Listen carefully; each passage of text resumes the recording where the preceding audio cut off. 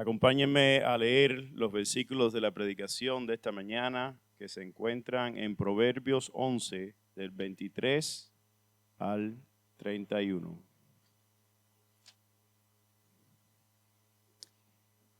El deseo de los justos es solo el bien, pero la esperanza de los malvados es la ira.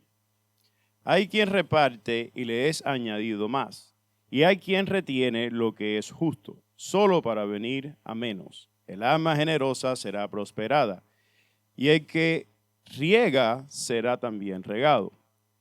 El que retiene el grano es el pueblo lo maldecirá, pero habrá bendición sobre la cabeza del que lo vende. El que con diligencia busca el bien se procura favor, pero el que busca el mal, éste le vendrá. El que confía en sus riquezas caerá, pero los justos prosperarán como la hoja verde. El que turba su casa heredará viento, y el necio será siervo del sabio de corazón. El fruto del justo es árbol de vida, y el que gana alma es sabio. El justo es recompensado en la tierra, cuanto más el impío y el pecador.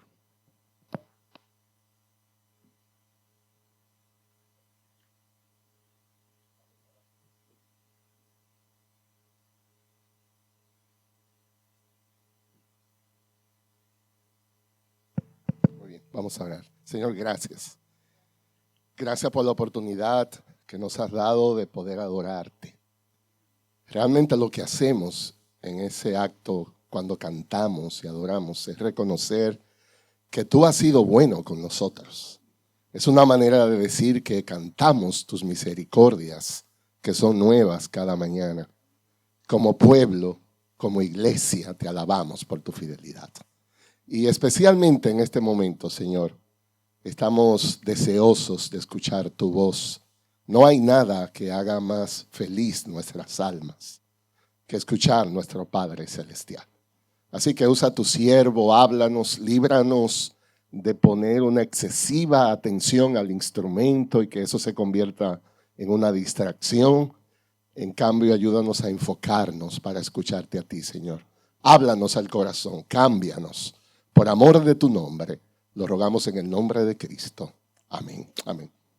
Muy bien, pueden sentarse. Como decía Pastor Michael, bienvenidos. Aquellos que nos visitan por primera vez, estamos contentos de que estén aquí. Particularmente, yo tengo entre nosotros a una de las personas más importantes de mi vida. Mi segunda hija, Evelisa, y su esposo Gareth están con nosotros. Yo lo veo 3 veces al año, así que coincidió que estén aquí. Y a todos los que nos visitan, hay algunos hermanos que conocí esta semana de Colombia, que están aquí, así bienvenidos. Decía alguien, escuche qué maravilloso sobre esto. Decía alguien, lo que tú haces por ti mismo muere contigo. Lo que haces por los demás permanece y se vuelve inmortal.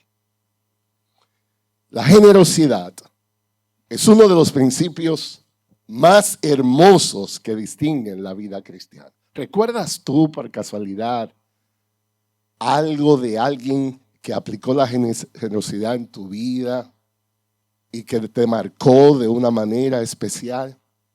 Una de las cosas maravillosas acerca de la generosidad es su poder transformador. Eso va mucho más allá de lo material. Escucha esto.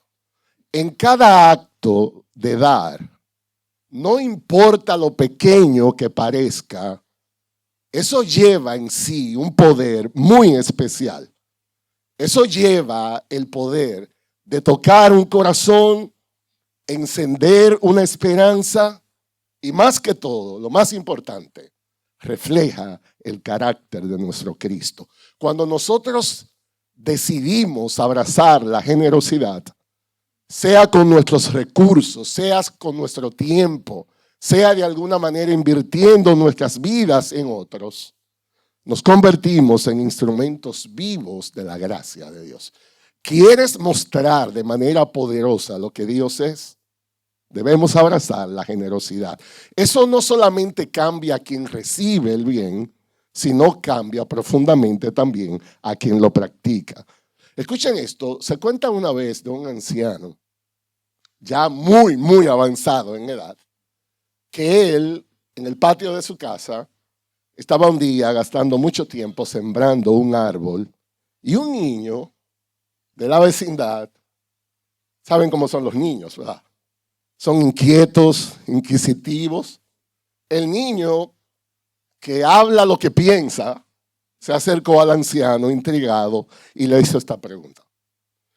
¿Por qué usted está plantando ese árbol si usted no va a alcanzar a disfrutar sus frutos?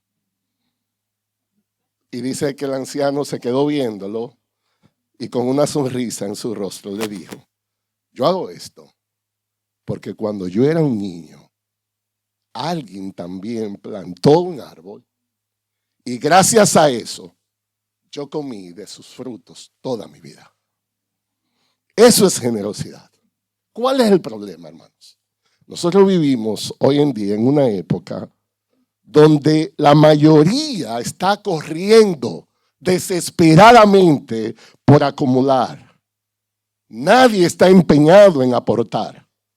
Y lo que Salomón hace aquí en este texto nos presenta una visión extremadamente diferente. Salomón nos habla acerca del camino del hombre justo que vive para bendecir a otro. El texto nos confronta. Esto es un contraste impresionante. Dice que el justo da y siembra para la vida. En cambio, el impío retiene y termina perdiéndolo todo. Escucha esto. Lo que tú y yo decidamos hacer con nuestras vidas no solo tendrá un impacto en nosotros, tendrá repercusiones eternas. Hoy el Señor nos va a recordar que fuimos llamados para vivir, no vivir centrados en nosotros mismos. En cambio, Dios espera que por causa de su gracia podamos vivir entregados como una ofrenda para bendecir a los demás. Cuando nosotros abrazamos por fe esta verdad, nuestra vida adquiere un propósito mucho más alto, un propósito mucho más profundo, un propósito mucho más eterno. Nosotros nos encontramos en esta serie que hemos titulado La sabiduría del Señor para mi día a día. Estamos en el capítulo 11 de Proverbios y hoy nos vamos a enfocar en los últimos versos de este capítulo que hemos leído. Yo he titulado esto una invitación para vivir, para bendecir. Y lo que quiero hacer es básicamente trabajar 3 puntos generales. Lo primero es el contraste que existe entre la generosidad y el egoísmo. Y eso lo vamos a ver desde el verso 23 al 26. Lo segundo que quisiera compartir con ustedes es el fundamento que sostiene una vida o derriba una vida, y estará en el verso 27 al 29. Y finalmente, una vida que deja una huella eterna, versos 30 al 31. Así que déjenme comenzar en primer lugar con el contraste que el texto presenta entre lo que es una vida de generosidad versus una vida de egoísmo. El verso 23 comienza con esta expresión: el deseo de los justos es solo bien. Es interesante que el autor inspirado comienza con los deseos. Eso no es accidental. Él dice, la vida de todo hombre está definida así. El deseo del justo es para el bien, es para la generosidad, mientras que el deseo del incrédulo es a la codicia, es a la ira. Es interesante que en la economía de Dios eso no funciona bajo la lógica de la acumulación. En la economía de Dios funciona bajo un principio diferente, es la generosidad fiel. Y el texto dice que quien reparte es prosperado, mientras que quien retiene egoístamente termina en la ruina. Dice el verso 23, el deseo de los justos es solo el bien, pero la esperanza de los malvados es la ira.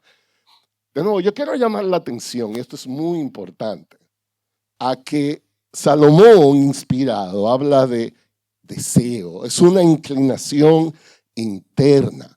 No estamos hablando aquí de que si está lloviendo o no está lloviendo. Estamos hablando de una realidad interna. Es una inclinación profunda. Nosotros hablamos de lo que es el corazón. Tú eres lo que eres en tu corazón. Y Salomón insiste, el justo, por causa de una obra de regeneración de Dios, en su ser interior, en lo más profundo de sus convicciones, ¿sabe lo que él hace? Él desea lo bueno, no solo para sí, sino también para otro. En cambio, el que no tiene a Dios en cuenta, él pone su esperanza en otro tipo de deseos. Son deseos egoístas y el resultado es muy diferente. El resultado es ira, tanto en sentido humano, es decir, conflicto en este mundo, como el juicio de Dios. Y de aquí inmediatamente aprendemos algo, hermanos. Lo que tú anhelas, lo que tú deseas, revela quién tú eres. Lo que tú deseas es lo que define quién eres. Esos deseos que nos gobiernan, sobre todo en lo privado, internamente, donde nadie nos ve, eso es lo que está definiendo nuestro carácter. ¿Saben que nosotros tenemos un problema relacionalmente?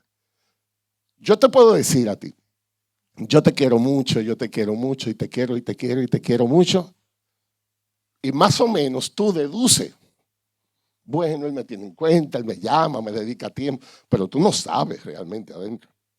Hay gente que le dice a alguien te quiero y por dentro están deseando otra cosa. No se ha inventado un aparato todavía que ponga como una cámara adentro. ¿Saben que ese es el problema que nosotros tenemos? Que nadie nos conoce. Solo Dios. ¿Saben lo que es el hombre justo? No es el que se ve bien por fuera. Hoy podemos manejar muy bien la apariencia. Podemos manejar muy bien todo eso de lucir una cosa cuando se es otra. Pero el justo, él desea profundamente honrar a Dios. Ahí está la diferencia. Dios examina no solo nuestras acciones, Dios examina los anhelos más profundos del corazón. Y nosotros decimos, estamos en un proceso de consejería en nuestra iglesia, entrenando en consejería. Eso es vital para un proceso de cambio. Eso es vital para un proceso de transformación. El enfoque no es cambiar la conducta. Eso es fácil. El enfoque es cambiar el corazón por dentro. La raíz, eso solo lo hace Dios. Salomón comienza hablando de eso. Dice, es el deseo, el punto. Y dice el verso 24, hay quien reparte y le es añadido más. Y hay quien retiene lo que es justo solo para venir a menos. Esto es uno de los principios más paradójicos y contradictorios del reino de Dios. Esto no tiene sentido. En una matemática humana, eso no tiene sentido. La persona generosa, Dios dice, la voy a prosperar. Mientras que aquel que es egoísta, que solo está asegurando su futuro en lo material, dice el texto, terminará empobrecido. Dios multiplica al generoso, Dios empobrece al egoísta. Llama la atención la expresión del verso 25 que dice, el alma generosa. Eso es una cosa increíble. ¿Cómo que el alma? ¿Están ustedes entendiendo lo que el autor divino está haciendo? Estamos hablando de lo que tú eres por dentro otra vez. El alma generosa. Literalmente se puede traducir el alma de bendición. Y lo que llama la atención es que la generosidad no es un simple acto. La generosidad es un rasgo de tu carácter. Porque dice el alma generosa. cuando se refiere al alma, en la Biblia eso es carácter. Eso es lo que eres. Entonces, oye esto. La generosidad no es una pérdida, es una siembra. La generosidad nunca se seca. Cuando tú bendices a otro, Dios dice, te voy a bendecir a ti. Vivir para bendecir no te agota. En cambio, Dios te llena. Y el alma que se da es la que más recibe. Eso es un contraste en la vida de fe. Eso es algo que solo se puede abrazar si hay convicción. Eso es muy contrario a lo que nos enseñan allá afuera. La generación en la que vivimos está exhibiendo uno de los índices de egoísmo más altos en la historia de la humanidad. La gente es muy independiente, la gente solo piensa en ellos. Nadie piensa en el otro.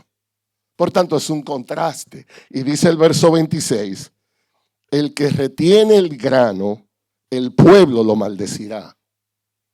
Pero habrá bendición sobre la cabeza del que lo vende. Obviamente, está refiriéndose al contexto agrícola del pueblo de Israel. La idea era esta. Si tú eres comerciante y lo que estás haciendo es acaparando los granos para controlar los precios, para buscar ventaja personal, dice el texto, eso va a provocar el desprecio del pueblo. Pero quien actúa con honestidad y justicia recibe bendición. Eso es interesante porque cada vez que somos egoístas, eso afecta a muchos. Pero cuando somos generosos, eso inspira a todos. Es un acto de inspiración. Retener lo que otros necesitan no es solo una injusticia social. Eso tiene el rechazo de Dios. Dios llama al justo a ser un canal de bendición, no un depósito de recursos. Las cosas materiales pertenecen a Dios. Dios nos las pone en nuestras manos, no para que las retengamos, sino para que distribuyamos, es la idea. Llama la atención en el texto que dice que el pueblo lo maldecirá. ¿Y por qué eso es importante? ¿Qué tiene eso que ver conmigo? Bueno, nosotros no podemos subestimar el valor que tiene contar con la buena o mala voluntad de nuestro prójimo. Eso no es nada pequeño en la Biblia, ni de recibir sus oraciones o sus maldiciones. ¿Cómo está nuestro testimonio alrededor? De eso es que está hablando el texto. Aquí se nos enseña que debemos temer las maldiciones de nuestro prójimo. Se nos enseña que debemos estar dispuestos a renunciar a nuestra ganancia antes que provocar eso. Debemos desear su bendición incluso cuando eso conlleva un sacrificio. Nosotros no podemos abusar de la condición de otros. Eso es contrario a la generosidad. Una de las personas que más ha influenciado tanto la vida del pastor Michael como la mía, el pastor John Piper, dice esto. En el reino de Dios, la riqueza no consiste en lo que acumulamos, sino en lo que somos capaces de entregar por amor a Dios, por amor al prójimo. Termino la cita. ¿Quieren un ejemplo de esto? Porque a veces nosotros hablamos y hablamos. Todo eso está muy bonito. Ilustrado que esto se entienda. Yo quisiera, por favor, que sean tan amables y busquen conmigo en Primera de Reyes, capítulo 17, por favor.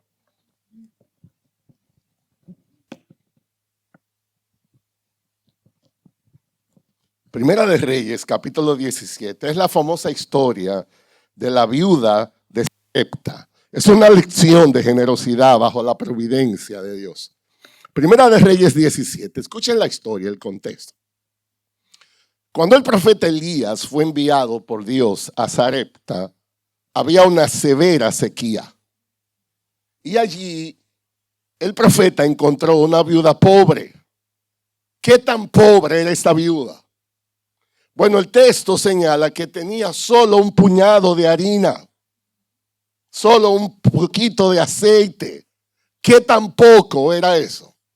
Bueno, el texto dice que justo para preparar la última comida para ella y para su hijo antes de morirse. ¿Ustedes están entendiendo la idea? Yo no sé si hay alguna visita llegado a su casa sin esperarlo en el medio del almuerzo. Yo tenía un tío muy famoso en la República Dominicana que él se aparecía siempre.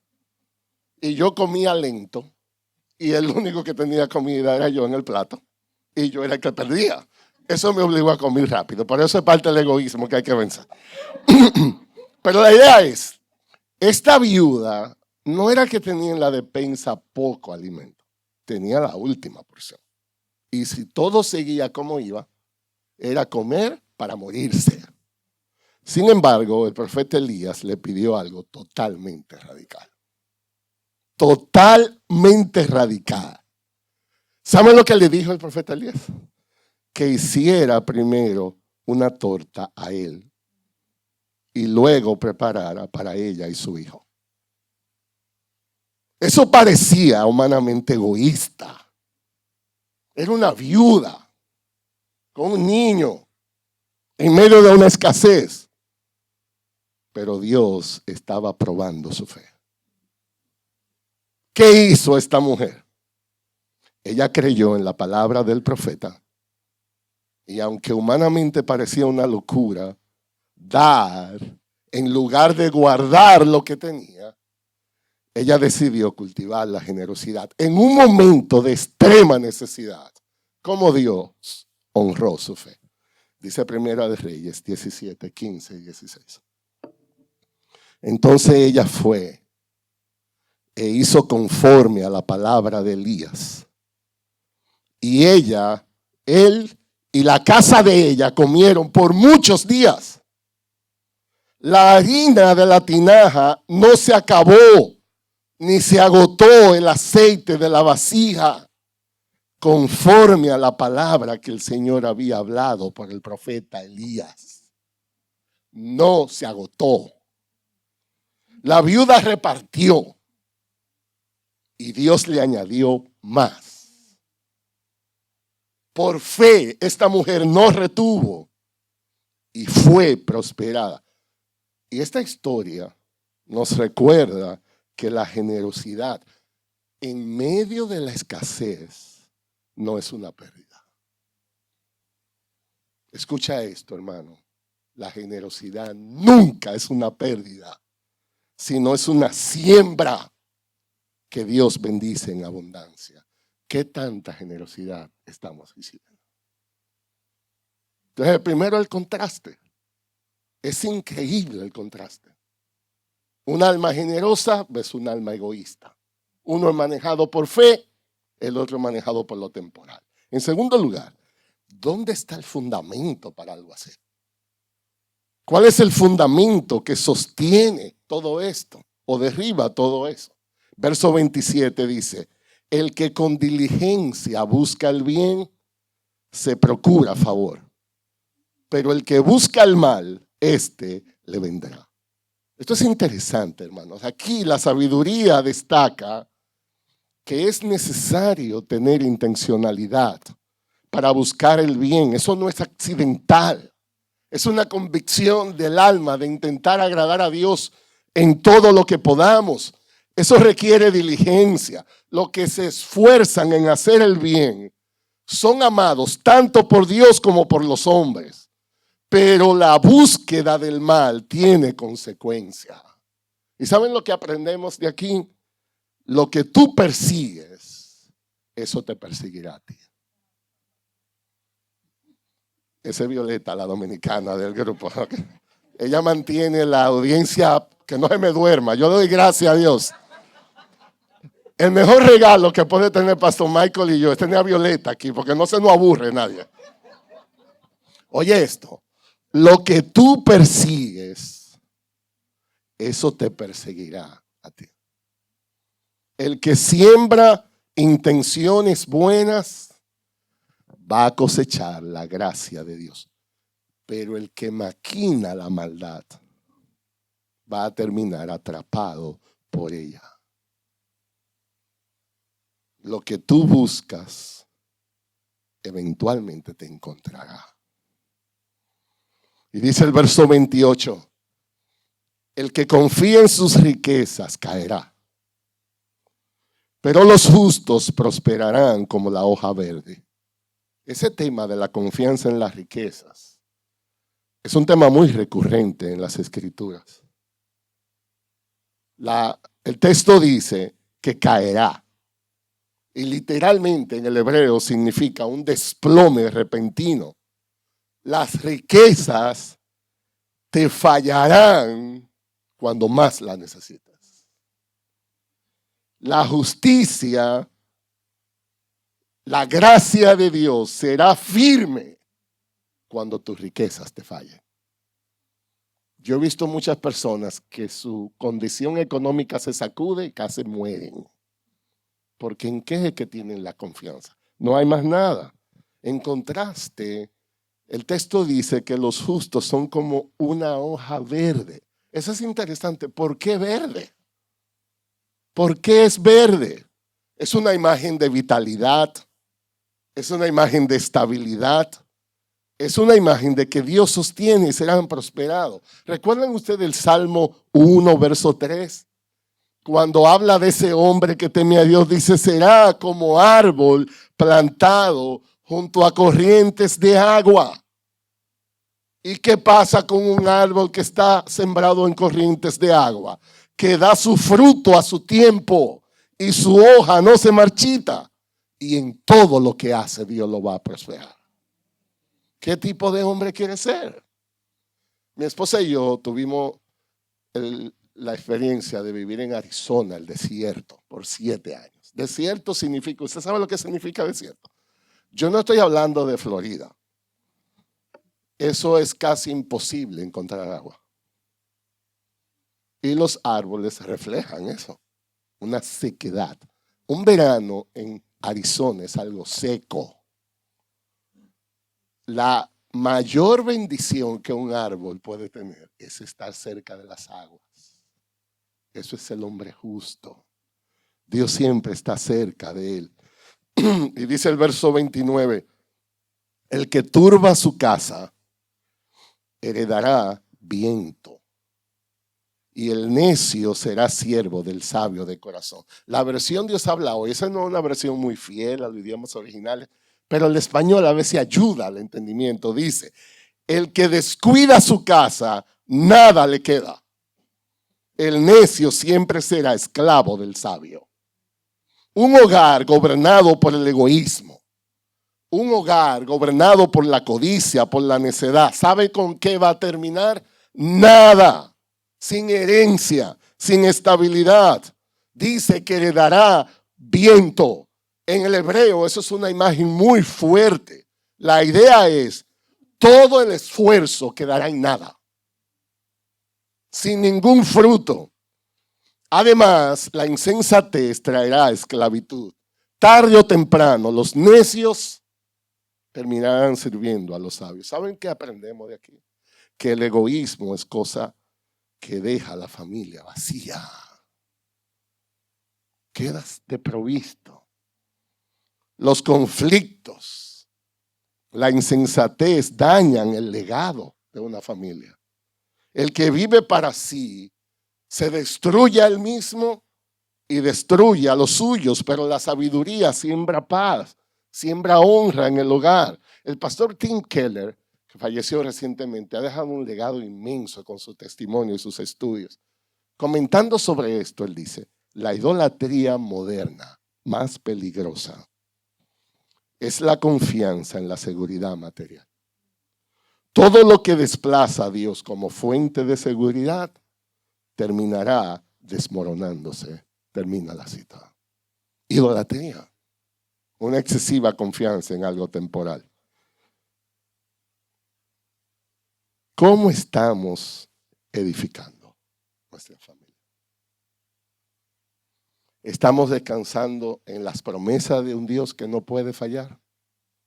¿O estamos confiando demasiado en la eternidad? ¿Dónde está nuestra confianza? Es necedad cuando damos nuestros corazones a cualquier otra cosa que no sea Dios. De nuevo, ¿Quieren ver esto ilustrado? Yo quisiera otra historia. Lo que pasa con las historias bíblicas es que iluminan el entendimiento en cuanto a eso. Miren Josué, capítulo 7, por favor. Miren conmigo rápidamente. Yo quisiera presentarles a Acán. Este es un necio. Este es un hombre que perturbó su casa. Este es un hombre que literalmente heredó el viento. Heredó nada. ¿Cuál es el contexto? Bueno, después de una gran victoria de Israel sobre Jericó, Dios había dicho de manera muy clara en su instrucción, todo el botín, todo lo que encuentren, todo lo que hay ahí debe ser dedicado a él. Pero Acán, que se creía más inteligente que todo el mundo, él desobedeció esa orden, tomó para sí un manto babilónico. El texto dice que tomó plata, tomó oro. ¿Saben lo que hizo este hombre? Lo escondió en una tienda en su casa. Él creía que podía hacer algo que escapara a la mirada de Dios. Y lo que parecía una ganancia personal fue la maldición más grande que este hombre trajo sobre su hogar. Su pecado trajo derrota, no solamente al pueblo de Israel en la batalla contra Jai, sino que trajo vergüenza nacional, trajo finalmente juicio sobre él, trajo juicio sobre su casa. Miren conmigo Josué capítulo 7, versos 24 y 25. Dice entonces Josué y todo Israel con él tomaron a Acán, hijo de Zera, y la plata y el manto, la barra de oro, sus hijos, sus hijas, sus bueyes, sus asnos, sus ovejas, su tienda y todo lo que le pertenecía, y los llevaron al valle de Acor. Y Josué dijo, ¿por qué nos has turbado? El Señor te turbará hoy. Todo Israel los apedreó y los quemaron después de haberlos apedreado. De eso es que Proverbios está hablando. Acán no buscó el bien con diligencia. Acán abrigó en sus deseos de su corazón el mal y el mal lo encontró. El mal salió en su vida. Él confió en las riquezas que robó, pero Dios no puede ser burlado. Cayó en vergüenza, cayó en juicio, perturbó su casa, literalmente heredó viento.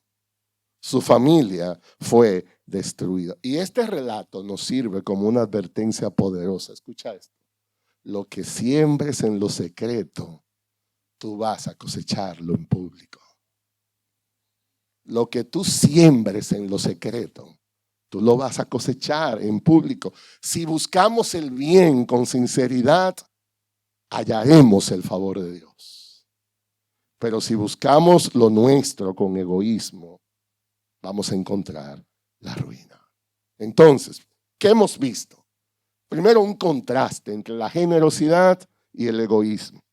Segundo, el fundamento que sostiene una vida o derriba una vida. Y finalmente, yo quisiera concluir con una vida que deja huella eterna. Uno de los versos más hermosos que hay aquí en Proverbios, dice el verso 30, el fruto del justo es árbol de vida. Y el que gana almas es sabio.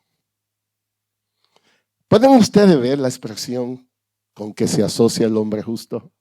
Dice, es un árbol de vida. Una referencia a la creación, al propósito de Dios para la humanidad. ¿Saben qué es lo que eso está diciendo? El hombre justo con su vida imparte vida. Escuchen eso, el hombre justo con su vida imparte vida. Dice también el que gana almas. Tiene una influencia redentora. El justo no vive para sí, sino que está impactando la eternidad. Es una vida justa que deja raíces eternas. El justo no solo vive bien, sino que procura el bien de otros. Y ganar alma no es solo evangelismo, es vivir de tal forma que otros encuentren a Dios en ti. Hay un testimonio que mi esposa y yo nos encanta compartir cuando vivíamos en Minnesota. Había una pareja, una familia de la iglesia, de la cual eran muy cercanos. Él es un médico, creo que ya está retirado, era director de la Facultad de Medicina de la Universidad de Minnesota, una persona extremadamente preparada.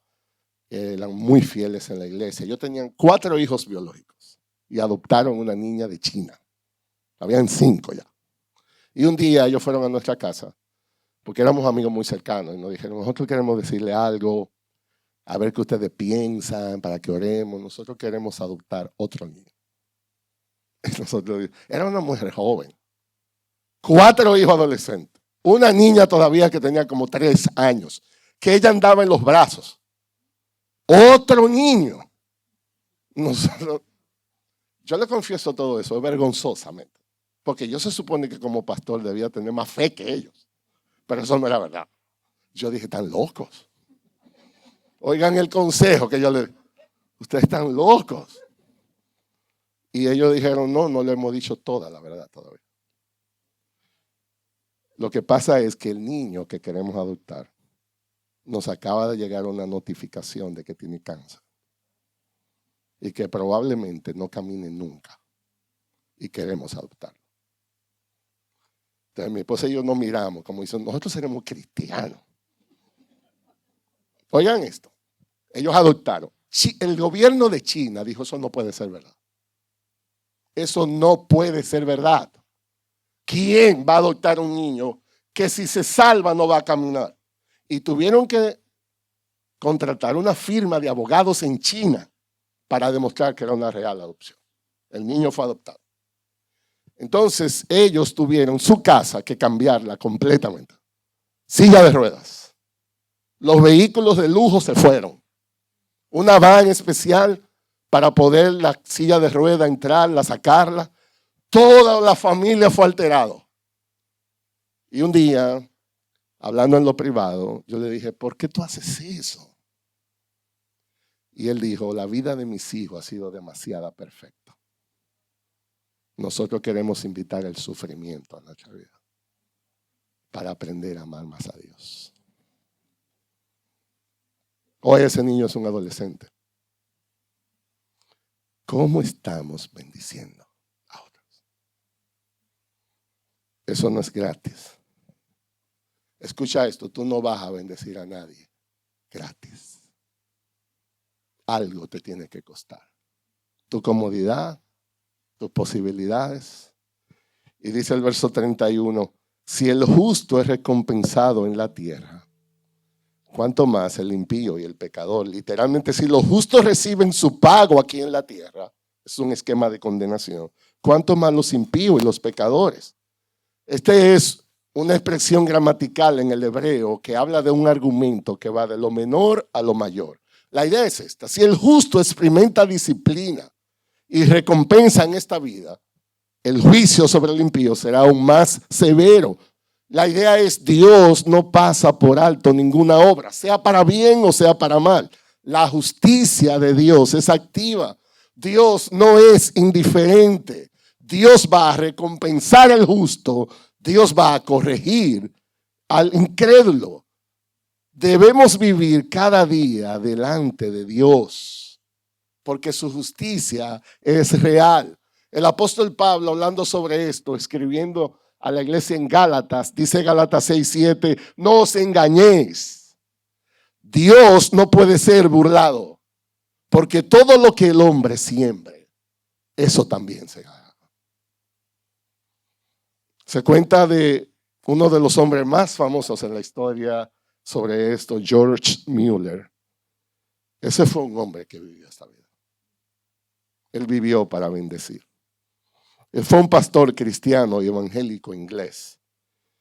Y este hombre se destacó más que por su teología, por su vida de fe y generosidad.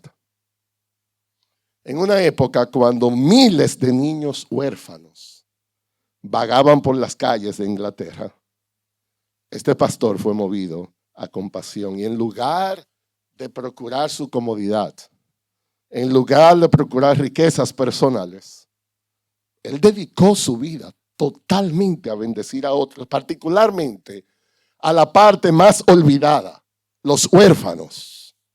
Y sin redes sociales, sin llamar mucho la atención sobre él, más de 10,000 niños fueron bendecidos por su vida, se cree.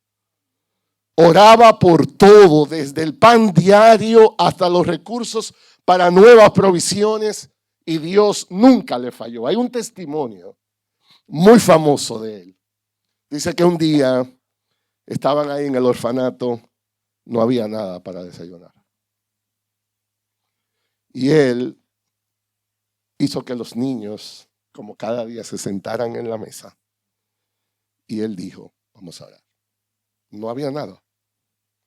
Y él dijo, Señor, te damos gracias por lo que tú nos vas a dar. Y mientras oraban, cuenta la historia, que un panadero de la ciudad tocó a la puerta. Y le dijo, yo no pude dormir anoche. Y yo sentí que debía hornear pan para los niños. Minutos después, todo eso está en su biografía, un lechero de la ciudad tuvo una avería justo frente al orfanato, se le dañó el sistema de transportación. Y él dijo, la leche se iba a perder. Así que yo decidí ofrecerlo a lo que estaba más cerca. Adivinen qué estaba enfrente. El orfanato. Müller vivió no para sí, sino para bendecir a miles. Dios lo usó maravillosamente como un canal de bendición. Al final de su vida, había distribuido millones de libras, equivalentes a millones de dólares hoy. Y no se quedó sin nada. La historia cuenta que materialmente murió pobre, sin posesiones, pero dejó un legado que es eterno. Hermanos, ¿cuántas veces vivimos con miedo de dar? ¿Cuántas veces nos restringimos de dar por miedo? Miedo a quedarnos cortos. Miedo a que nadie va a ver lo que hacemos. Miedo a que vamos a perder. Pero ¿qué dice Dios? El alma generosa será prosperada. ¿Tú crees o no crees? Porque eso se va a ver en nuestras vidas. Eso no es una promesa de riquezas materiales, sino una vida plena, sostenida, llena, una vida con propósito. Cuando tú bendices, tú serás bendecido. Y como este pastor, no necesitamos tener tanto para bendecir. Solo necesitamos fe. Solo necesitamos obediencia. Solo necesitamos compasión. ¿Cómo está nuestra generosidad?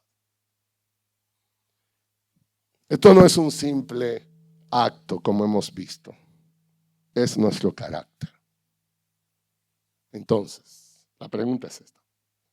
Si revisamos nuestros corazones, lo profundo del corazón, ¿estamos cultivando un corazón generoso o estamos cultivando un corazón codicioso? Tu vida no depende de cuánto puedas acumular. En la economía de Dios eso no vale un centavo, sino cuánto estás dispuesto a dar.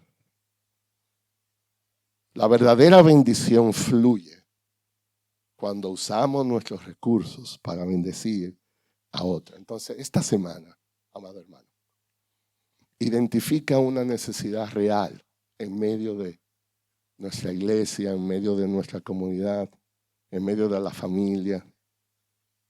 Y ve y da una respuesta de fe. Comparte algo, lo que sea. Invita a alguien a comer. Comparte tu tiempo. No todo es dinero. Recuerda que la generosidad no se mide por cantidad, sino por sacrificio, por amor. ¿Qué te cuesta? No es de lo que te sobra, es de lo que necesitas que tienes que dar. Segundo, ¿cómo está nuestra confianza en Dios? ¿Cómo está nuestra confianza? ¿En qué realmente que yo estoy confiando para mi futuro? en mis ahorros, en mi preparación, en mi influencia, o estoy confiando en Dios y sus promesas? Esta semana, toma un tiempo para orar específicamente por áreas de tu vida que necesitas entregar a Cristo.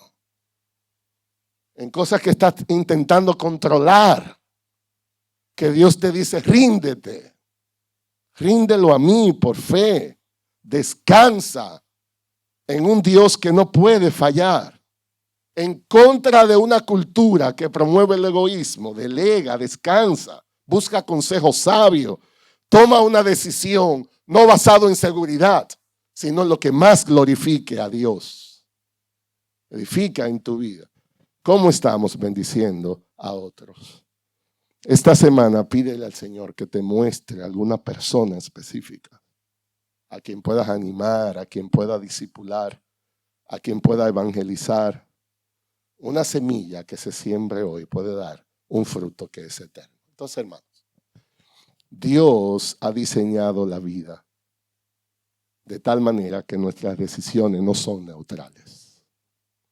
Cada día, cada acción, cada palabra, cada actitud, estamos sembrando. Sembrando generosidad o sembrando egoísmo. Sembrando fe o sembrando autosuficiencia. Sembrando justicia o sembrando necedad. Y lo que sembramos, eso vamos a cosechar. Dios dice, el que practica por gracia la generosidad no va a empobrecerse. El que confía en Dios no será movido. El justo no vive en vano. Pero cuando negamos la fe y retenemos más de lo que es debido, las consecuencias estarán ahí. Entonces, ¿cómo iniciamos? La generosidad es uno de los principios más hermosos que distinguen la vida cristiana. Esto tiene un poder transformador que va mucho más allá de lo material. En cada acto de dar, por pequeño que parezca, lleva en sí el poder de tocar un corazón, lleva el poder de encender una esperanza en alguien, trae el poder de reflejar el carácter de Cristo. Cuando decidimos ser generosos, sea con nuestros recursos, con nuestro tiempo, con nuestra vida, nos convertimos en instrumentos vivos de la gracia de Dios. Recuerda, la generosidad no solo cambia a quien recibe. Lo más importante es que la generosidad cambia profundamente al que la practica. Hoy, amado hermano, es el día de decidir qué tipo de vida queremos sembrar. Hoy es el día de decidir qué tipo de carácter queremos cosechar. Porque lo que sembremos en secreto, lo vamos a cosechar en público.